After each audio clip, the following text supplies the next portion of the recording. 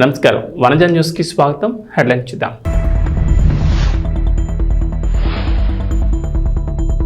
AP ప్రభుత్వం కీలక నిర్ణయం. రాజ్యముద్రతో పట్టాదారు పాస్ పుస్తకాలు. సీఎం చంద్రబాబు నిర్ణయం.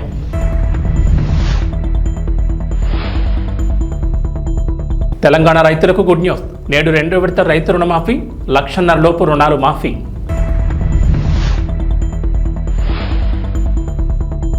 తెలంగాణ అసెంబ్లీ సమావేశాల్లో కేసీఆర్ రికార్డ్ బ్రేక్ చేసిన సీఎం రేవంత్ రెడ్డి. దాదాపు 17 గంటల పాటు సభ.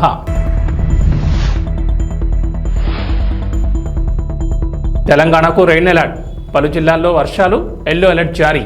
ఆంధ్రప్రదేశ్లోని భూ యజమానులకు ఇచ్చే పట్టాదారు పాస్ పుస్తకాలు మారనున్నాయి. ఇకపై రాజముద్రతో పట్టాదారు పాస్ పుస్తకాలను పంపిణీ చేయాలని ఏపీ ప్రభుత్వం నిర్ణయించింది. సీఎం నారా చంద్రబాబు నాయుడు సోమవారం సచివాలయంలో రెవెన్యూ శాఖపై సమీక్ష సమావేశం నిర్వహించారు. ఈ సమీక్షలో పలు కీలక నిర్ణయాలు తీసుకున్నారు. రాష్ట్ర వ్యాప్తంగా త్వరలో రాజముద్రతో పట్టాదారు పాస్ పుస్తకాలు ఇవ్వాలని చంద్రబాబు నిర్ణయం తీసుకున్నారు. గత వైసీపీ ప్రభుత్వం హయాంలో అప్పటి సీఎం వైఎస్ జగన్మోహన్ రెడ్డి ఫోటోతో పాస్ పుస్తకాలను ముద్రించారు. అయితే తాము అధికారంలోకి వస్తే రాజముద్రతో పాస్ పుస్తకాలు ఇస్తామని చంద్రబాబు హామీ ఇచ్చారు. ఈ నేపథ్యంలో హామీ ఇచ్చిన విధంగా రాజముద్రతో కొత్త పాస్ పుస్తకాలు ఇవ్వాలని ప్రభుత్వం నిర్ణయం తీసుకుంది. ఇప్పటికే రూపొందించిన ఓ పట్టాదారు పాస్ పుస్తకాన్ని సీఎం చంద్రబాబుకు రెవెన్యూ శాఖ అధికారులు చూపించారు. క్యూఆర్ కోడ్ స్కాన్ చేస్తే ఆస్తి వివరాలతో పాటుగా ఆ భూమికి ఎలా వెళ్లాలో దారి కూడా చూపేలా అధికారులు ఈ పట్టాదారు పాస్ పుస్తకాన్ని తయారు చేశారు. అలాగే రాజముద్రతో దీన్ని రూపొందించారు. దీనిపై చంద్రబాబు కూడా కొన్ని సలహాలు ఇచ్చినట్లు తెలిసింది.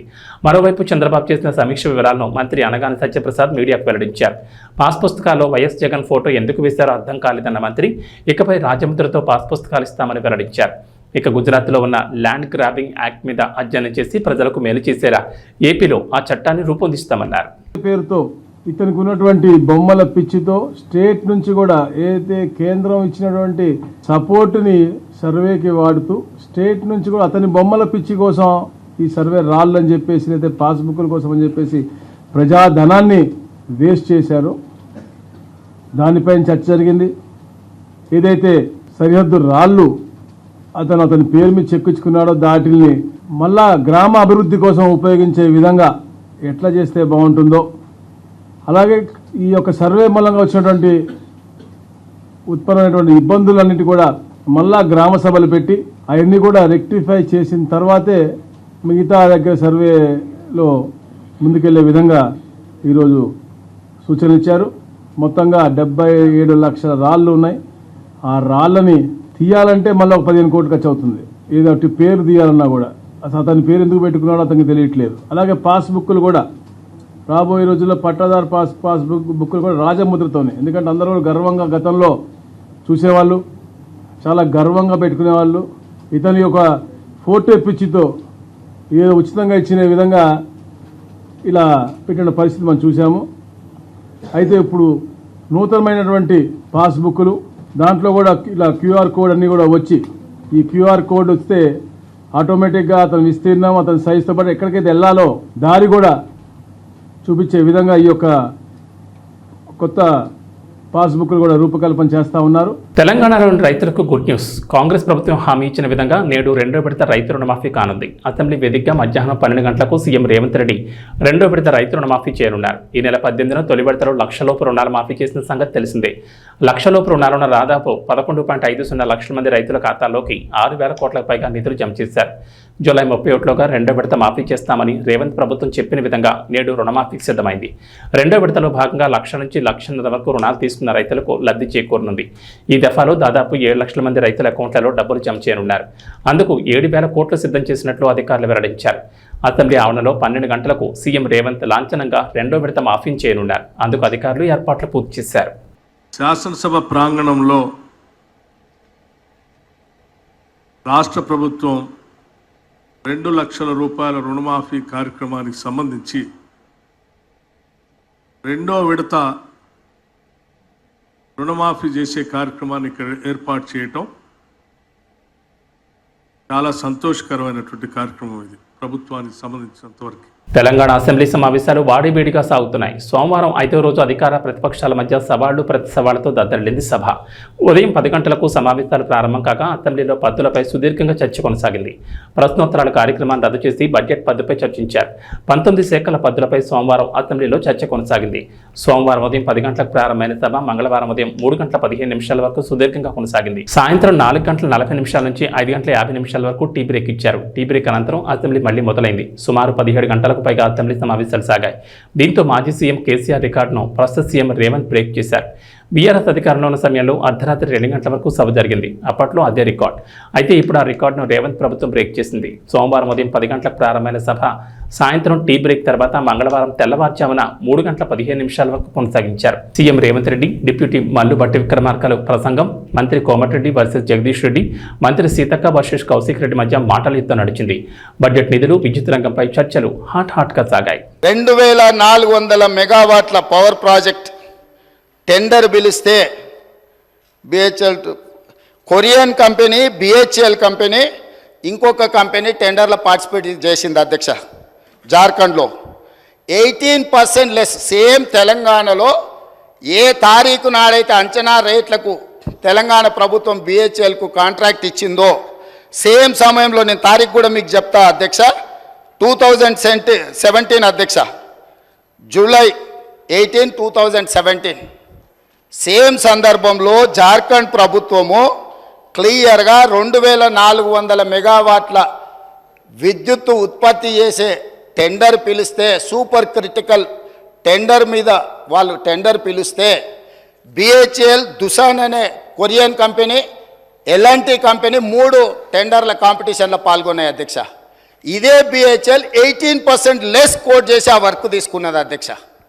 ఈరోజు టెండర్ జరిగితే బిహెచ్ఎల్ కాంపిటీట్ చేసి జార్ఖండ్ రాష్ట్రంలో 18% లెస్లా సూపర్ క్రిటికల్ 2400 మెగావాట్ల పవర్ ప్రాజెక్టు టెండర్ అక్కడ తగ్గించుకుంటే ఇక్కడ రేట్లకు వీళ్ళు ఒప్పందం చేశారు.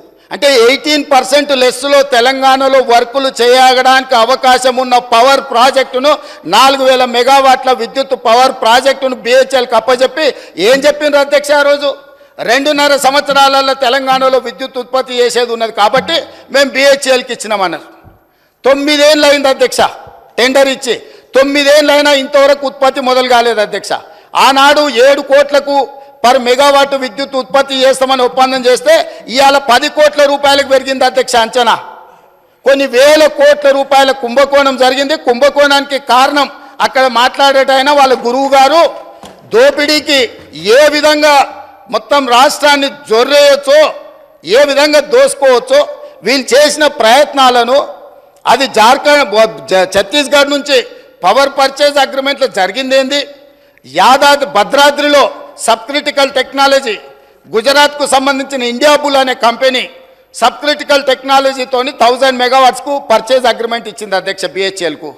ఆ తర్వాత 2011లో కేంద్ర ప్రభుత్వం ఒక యాక్ట్ తీసుకొచ్చింది, పార్లమెంటులో అమెండ్ చేసి 2013 సంవత్సరం లోపల దేశంలో ఉన్న అన్ని సబ్ క్రిటికల్ టెక్నాలజీ పవర్ ప్రాజెక్టులను అన్నిటిని కూడా సూపర్ క్రిటికల్కు మార్చుకోవాలి. కొత్తగా నిర్మాణం చేయబోయే ప్రాజెక్టులు కూడా super critical technology. Sub critical technology అంటే నేను సింపుల్గా చెప్పదలుచుకున్నా అధ్యక్ష, సబ్ క్రిటికల్లో నువ్వు బొగ్గు పోసి ఉత్పత్తి చేస్తే బూడిద బొచ్చడు వస్తుంది, విద్యుత్ తక్కువ వస్తుంది అధ్యక్ష, కాలుష్యం ఎక్కువ వస్తుంది అధ్యక్ష. సో కాలుష్యాన్ని నియంత్రించడానికి, విద్యుత్ ఉత్పత్తి సామర్థ్యాన్ని పెంచడానికి, బూడిదను తగ్గించడానికి ఆ కాలం జల్లిన సబ్ క్రిటికల్ టెక్నాలజీని ఆపేసి సూపర్ క్రిటికల్లో బూడిద తక్కువ, విద్యుత్ ఎక్కువ, కాలుష్యం నియంత్రించవచ్చని సూపర్ క్రిటికల్కి వెళ్ళమని మన్మోహన్ సింగ్ గారు కేంద్ర ప్రభుత్వం చట్టం తీసుకొచ్చింది. చట్టం తీసుకొచ్చి కట్ ఆఫ్ డేట్ కూడా ఇచ్చింది. 2011లో చట్టాన్ని చేసినప్పుడు 2013 ఆఖరి వరకు ఇవన్నీ కూడా మార్చాలి కొత్తయని. ఈ పీరియడ్లో ఇండియా బుల్స్ అనే గుజరాత్ కంపెనీ బిహెచ్ఎల్కి పర్చేజ్ ఆర్డర్ ఇచ్చి కొనుగోలు చేసినాక యాక్ట్ మారింది. యాక్ట్ మారినాక వాళ్ళు అక్కడ ప్రారంభించలేకపోయారు, అది అక్కడ ఉండిపోయింది. వాళ్ళు వెనక్కి వెళ్ళి బిహెచ్ఎల్ను మేము కట్టిన పైసలు మాకు వాపస్ ఇవ్వండి అని అడిగారు. అప్పుడు బిహెచ్ఎల్ ఏమన్నది, మీరు పర్చేజ్ ఆర్డర్ ఇచ్చిండ్రు, మేము ఆల్రెడీ మిషన్లు తయారు చేసి ఆడ పెట్టినాం, ఇప్పుడు మీ డబ్బులు మీకు వెనక్కి ఇవ్వడానికి లేదు, మిగతా బ్యాలెన్స్ కూడా మాకు కట్టాల్సిందని వాళ్ళు అన్నారు. అప్పుడు బిహెచ్ఎల్ని ఏం చేయాలంటే, ఎవడైనా తలమాసినోడు ఎవడైనా రాష్ట్రాన్ని దిగమింగటోడు దొరికితే బక్రాగాన్ని తీసుకొచ్చి మాకు అప్పచెప్పు, ఆ బక్రాగాన్ని నెత్తి మీద ఇవన్నీ పెడతాం, నువ్వు నీ పైసలు తీసుకొని పోని. అప్పుడు ఆ బక్రా ఎవరైనా అంటే అక్కడ మాట్లాడటాయన అయ్యిండు. కమిషన్ల కక్కుర్తి పడి ఇండియా బుల్ నుంచి 1000 కోట్లు మెక్కి కాలం జల్లిన సబ్ క్రిటికల్ టెక్నాలజీని BHEL నుంచి మేము కొనుగోలు చేస్తామని వీళ్ళు వెళ్ళి ఒప్పందాలు చేసుకున్నాక వీళ్ళు పేమెంట్లు BHEL చేస్తే BHEL వాడు ఇండియా బుల్స్ గుజరాత్ కంపెనీకి పైసలు వాపసు ఇచ్చిండు అధ్యక్ష.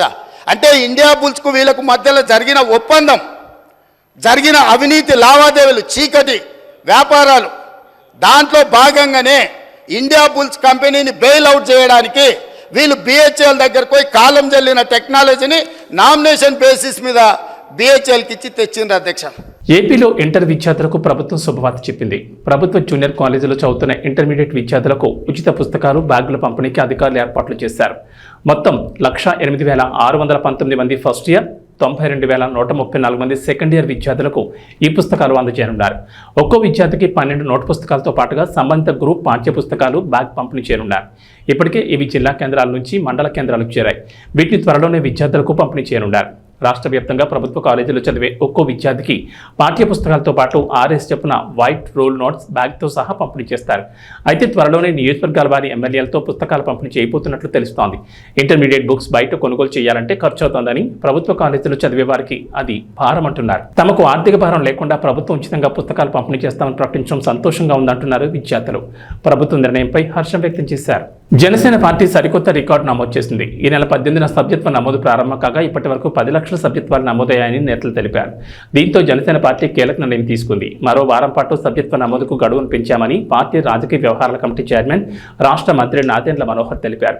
జనసేన పార్టీ నేతలతో టెలికాన్ఫరెన్స్ నిర్వహించి ప్రతి నియోజకవర్గంలోనూ 5,000 మంది క్రియాశీల సభ్యత్వం తీసుకునేలా కృషి చేద్దామన్నారు.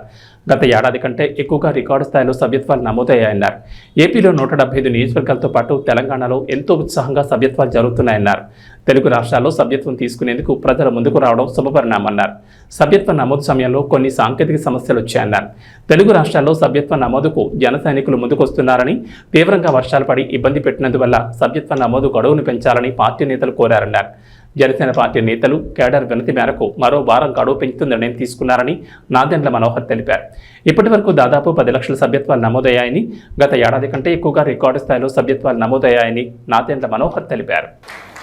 సభాధ్యక్షుడు మండల్ రాజేష్ గారికి, సోదరుడు అమిశెట్టి వాసు గారికి, రాష్ట్ర వ్యాప్తంగా జనసేన పార్టీ కోసం మనందరితోటి అహర్నిశలు కార్యక్రమం విజయవంతం జరగాలనే తపనతో పనిచేసిన మన కళ్యాణం శ్రీనివాసరావు గారికి, అదేవిధంగా ఐటీ విభాగానికి మొదటి నుంచి కూడా పార్టీ కార్యక్రమాల్లో పవన్ కళ్యాణ్ గారి స్ఫూర్తితోటి ఇతర దేశాల్లో అవకాశాలు ఉన్నా కూడా మన దేశంలోనే ఎక్కువ సమయం కేటాయించి పార్టీ కోసం అంకిత భావం చేస్తున్న మన ఐటీ విభాగం అధ్యక్షుడు మిర్యాల శ్రీనివాస్ గారికి,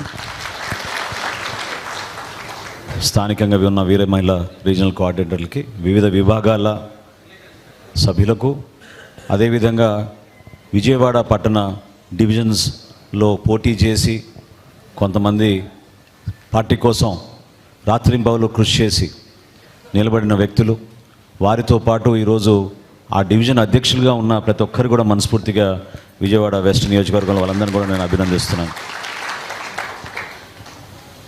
నిజంగా చెప్పాలంటే క్రియాశీలక సభ్యత్వం ఒక ఎమోషన్.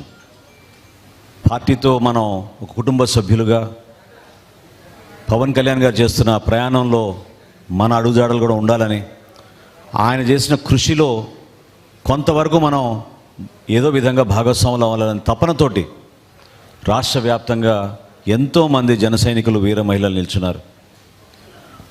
మొదటి సంవత్సరంలో ఆ రోజు కరోనా తీవ్రంగా ఉన్నప్పుడు 1,00,000 సభ్యత్వం చేయగలిగాం 2021లో. 2022 వచ్చే వరకు సుమారు 3,50,000 సభ్యత్వం చేయగలిగాం. గత సంవత్సరం 2023లో అది 6,47,000కి మనం రాష్ట్ర వ్యాప్తంగా తీసుకెళ్ళగలిగాం.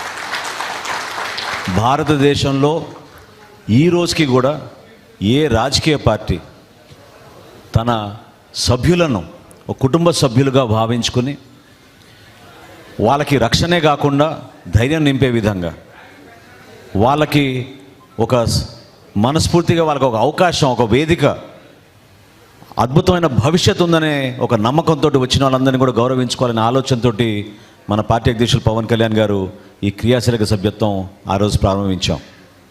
చాలా సందర్భాల్లో మనం చూసాం, ఎంతోమంది మన యువత పవన్ కళ్యాణ్ గారు వచ్చినప్పుడు ర్యాలీల్లో చిన్న చిన్న గాయాలు, ఆ బైక్ ర్యాలీస్లో, అదేవిధంగా ఎక్కువ శాతం మన పార్టీలో యువత కష్టపడి పనిచేస్తున్న వాళ్ళంతా కూడా ప్రతిరోజు చిన్న చిన్న పనులు చేసుకొని కుటుంబాలని నడుపుకొని వాళ్ళ చేతుల పైన ఎంతో నిలకడగా భవిష్యత్తు పైన ఎంతో ఆశ పెట్టుకొని నిజాయితీగా పనిచేయాలనే ఆలోచనతో నిలబడిన వ్యక్తులందరికీ కూడా వారి కుటుంబంలో ఒక ప్రమాదం జరిగితే మనం ఆదుకోవాలనే ఆలోచనతో ఈ కార్యక్రమం తీసుకొచ్చాం.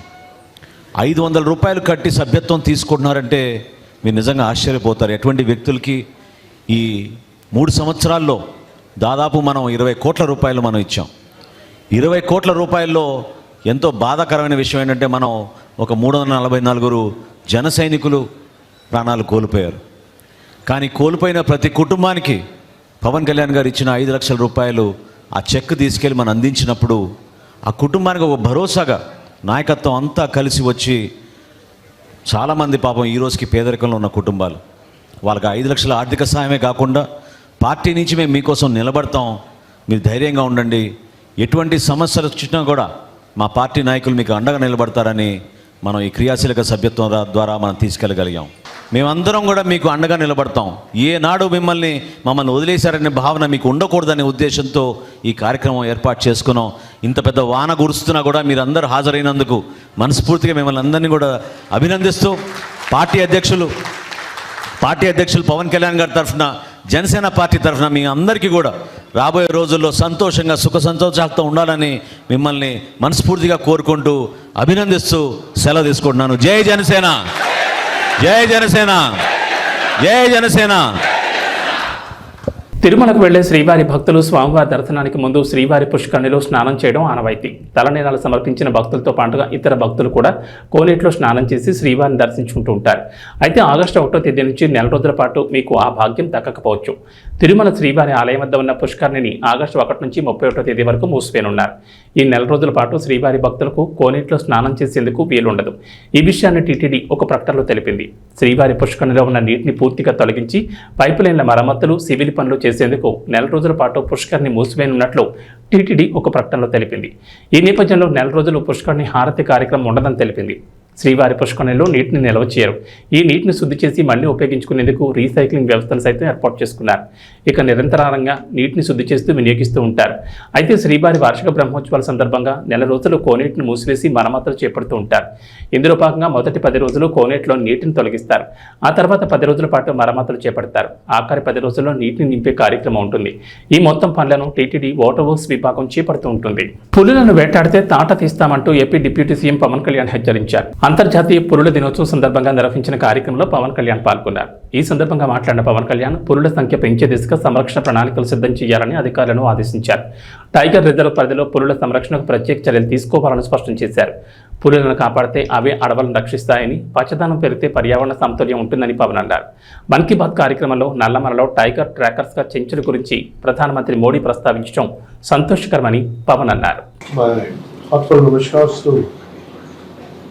Principal Chief Conservator of Forest and Head of Forest Forestry, Chiranjeev Chaudhary ji, and Special Chief Secretary Sri Anant Ramugar, Deputy Directors of Project Tiger and other officers of Forest Department. My heartfelt namaskars to you all. And my special namaskars to Dr. Mr. Imran Siddiqui from Hyderabad Tiger Conservation Society and to Sri B. Rajshekhar from World Wildlife Fund and Sri Rakesh Kalwa, wildlife biologist and rescue tiger. Wounded tiger చేస్తే దాన్ని నలిగిపోయి దాన్ని ఎన్స్నేడ్ దాన్ని మళ్ళీ తీసుకొచ్చి దానికి బాగు చేసి పంపిస్తే అది ఎంత గుండె కదిలించేసిందంటే మన విజువల్ చూస్తూ ఉంటే ఒక తెలియని ఒక గుండెల్లో ఒక ఉద్వేగపూరితంగా అనిపించింది చాలా. And really congratulate you all for having such great efforts తోటి, గ్రేట్ కమిట్మెంట్ తోటి మీరు చేస్తున్న దానికి మీకు 2 చేతులకు మీ అందరికీ థ్యాంక్ యూ. సో ఎనీథింగ్ నేను మీకు చేయగలిగి, అలాగే మీరు మేజర్లీ నాకు ఉన్నది just want say add few points from departments from my side. The development of we'll take this forward, make it as one single Nallamala Srisailam Tiger Reserve to Seshachalam corridor is crucial for dispersing the growing tiger population by connecting the Nallamala Hills and Seshachalam Hills. So together we can create a future where tigers roam freely in the wild and their roars echoing through forests for generations to come. We are committed to that, and we are committed for that, and we will take it forward. And any kind of illegal killing and trade of tigers should be, we have to look for, most of the times in these cases, I think the right punishment is not being given, or lack of identification, something. We have to explore different kinds of methods. మళ్ళీ రిపీటెడ్గా చెప్తాను, మొన్న కూడా చెప్పాను, 3-4 days back కూడా చెప్పాను.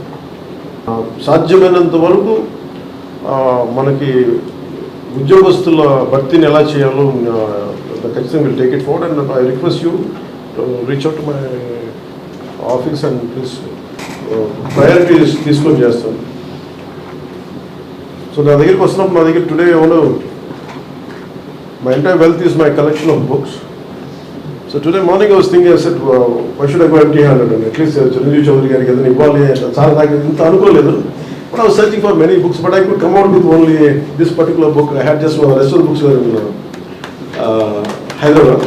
The Secret Network of Nature and Peter Wolben, one of the Forest Commission officer in Germany.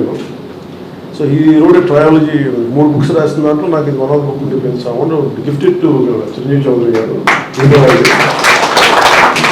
So I will end with this poem by ఇది చిన్నప్పుడు నాకు చాలా ఇష్టం. when I was growing up in Time Stops at Shamli and Night Train at Dioli. So one of our officers, IFS, Sri Shivaram garu, he gave me this poem today. You are the quiet men who do not boast, and this is in the context of to the Indian foresters, maybe IFS officials like you, and anyone who's making the forests of India thrive. You are the quiet men who do not boast, to the Indian foresters. You are the quiet men who do not boast, although you have done much more than most, to make this land a sea of green, from here to far Cape Comorin. Without some help to nature's thrust, our land would be a bowl of dust. For land which has no forest wealth must suffer in its natural health, as herbs and plants all need green cover before they help the sick recover.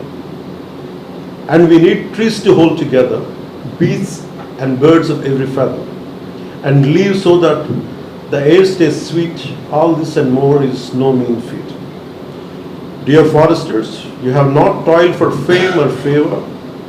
Yours has been a love of labor.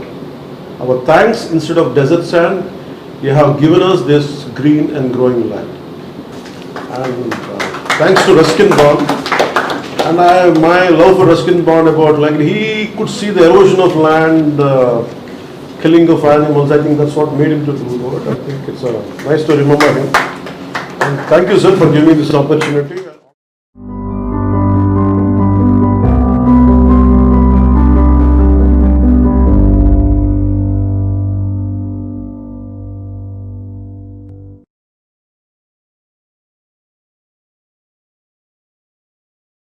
Telangana భాషలకు బోనాల పండుగ అంటే ఓ emotion. Telangana సంస్కృతి సంప్రదాయాలు ఉట్టిపడేలా గ్రామ దేవతలు కుల దైవాలను పెద్ద ఎత్తున ఉత్సవాలు చేస్తూ ఉంటారు. ఆషాఢ మాసం సందర్భంగా తెలంగాణ వ్యాప్తంగా ఈ బోనాల సంబరాలను వైభవంగా నిర్వహిస్తున్నారు.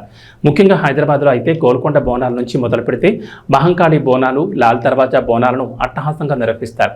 ఈ క్రమంలోనే ఈరోజు పాత బస్తీలో ఘనంగా నిర్వహించిన లాల్ దర్వాజా బోనాల సందర్భంగా వేడుకల్లో పాల్గొన్న గోషామహల్ బీజేపీ ఎమ్మెల్యే రాజాసింగ్ మరోసారి సంచలన వ్యాఖ్యలు చేశారు. బోనాల పండుగ అంటే చాలామంది యువత తాగడం, ఎగరడం మాత్రమే అనుకుంటున్నారని, బోనాల పండుగ అంటే అది కాదన్నారు రాజాసింగ్. బోనాల పండుగ అంటే మన ధర్మం, సంస్కృతి అని చెప్పుకొచ్చారు. మన సంస్కృతిని కాపాడడం మన అందరి బాధ్యత అని యువతకు ఈ పండుగ ప్రాముఖ్యతను వివరించాలని సూచించారు. కొంతమంది మాత్రం బోనాల పండుగ అంటే తాగే పండుగని ప్రొజెక్ట్ చేస్తున్నారంటూ అసహనం వ్యక్తం చేశారు. ప్రజలంతా సుఖశాంతులతో ఉండాలని, పంటలు సమృద్ధిగా పండాలని, అమ్మవారికి మొక్కులు చెల్లించుకుంటారని వివరించారు. బోనాల పండుగలో హిందూ భక్తులు తమ కుటుంబం బాగుండాలని మేకలు, గొర్రెలను అమ్మవారికి సమర్పిస్తారని రాజాసింగ్ వివరించారు. అయితే ఆ మేకను బలిచ్చేవాళ్ళు ముస్లింలై ఉంటారని చెప్పుకొచ్చారు. హిందువుల్లో కూడా కొంతమంది మేకలను కోసేవాళ్ళు ఉంటారని, వారిని పిలిపించి కోపించుకోవాలని సూచించారు. ఎందుకంటే ముస్లిం వాళ్ళతో కోయిస్తే వాళ్ళ అల్లాకి సమర్పించేటట్లు ఫాతియా చదివి హలాల్ చేసుకొస్తారని, దాంతో అది ఎంగిల్ అవుతుందని తెలిపారు. అమ్మవారికి ఎంగిల్ చేసిందని బలి ఇవ్వకూడదని, హలాల్ని బహిష్కరణ చేయాలంటూ రాజాసింగ్ పిలుపునిచ్చారు.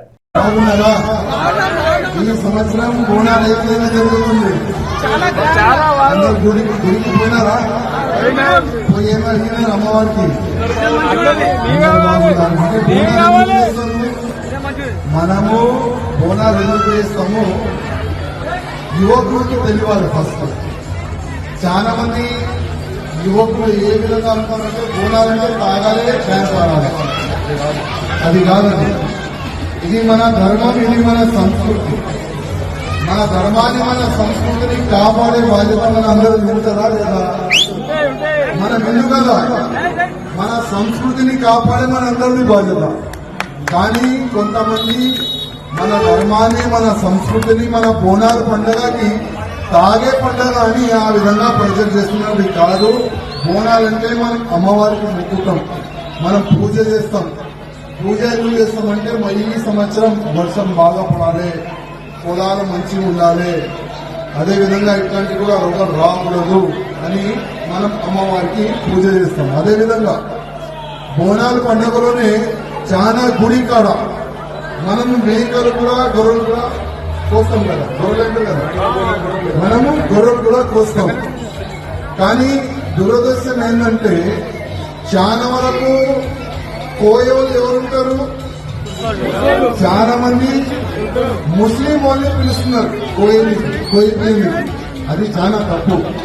ఎందుకంటే మన చాలా వరకు మన హిందువులు కూడా ఉన్నారు, వాళ్ళకి పిలిపించి కోయిపియాలని నేను రిక్వెస్ట్ చేస్తున్నా. ఎందుకంటే ముస్లిం వాళ్ళతోని కోయిపిస్తే ఆయన కోసే ముందు ఒక స్లోగన్ అయినా తీసుకున్నారు. ఆయన నోట్లో ఆయన స్లోగన్ ఏ విధంగా తీసుకుంటే, ఈ మేక నేను అల్లాకి ఇప్పిస్తున్నా, ఈ మేక, ఈ గొర్రె నేను అల్లాకి ఇప్పిస్తున్నా అని కోస్తాడు ఆయన. అది ఎంగిలైందా లేదా? ఎంగిలైపోయింది కదా. అదే ఎంగిలైనా మనం అమ్మవారికి ఇప్పిస్తామా? ఎక్కేము కదా. అందుకోసం ఇది చిన్న నాలెడ్జ్ కానీ చాలా పెద్ద మాట. మన అమ్మవారికి ఎంగిలి ఎట్టి పరిస్థితుల్లో ఎక్కియొద్దు. మన హిందువులకి పిలవాలి. మన హిందూ పోయే ముందు జయ మాతా దేవికి వస్తాడు. అందుకోసం